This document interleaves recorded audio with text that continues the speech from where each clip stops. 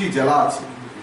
এই সাংগঠনিক 10টি জেলা এবং 55টি মণ্ডল আমরা এই বাইক যাত্রার মাধ্যমে 7 দিন সমানে আমরা প্রদক্ষিণ করব এবং পুজোর ঠিক পরে এই রাজ্যের মানুষের কাছে শান্তির বার্তা পৌঁছে দেওয়া, এই রাজ্যকে নেশামুক্ত রাজ্য গড়ে তুলতে সরকার যেইভাবে কাজ করছে, সরকারের হাতে হাত মিলিয়ে সরকারকে সাহায্যের হাত বাড়িয়ে দেওয়া এবং এই রাজ্যে একটা সুশৃঙ্খল সরকার, একটা সুশাসনের সরকার চলছে, সেই বার্তা রাজ্যের প্রতিটা অংশে প্রতিটা মানুষের কাছে পৌঁছে দেওয়াই আমাদের উদ্দেশ্য।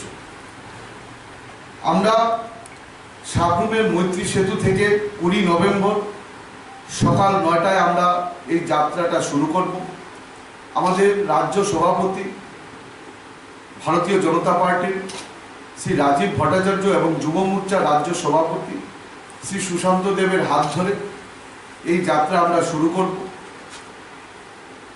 রাজ্যের সবকটি রাজপথ পরিক্রমা করে 26শে নভেম্বর সেই যাত্রাটা শেষ হবে ধর্মনগর শহরে এবং পরের দিন 27শে নভেম্বর সকাল 12টায় সেই ধর্মনগরে দিঘির পাড় প্রাঙ্গণে তার পরিসমাপ্তি হবে।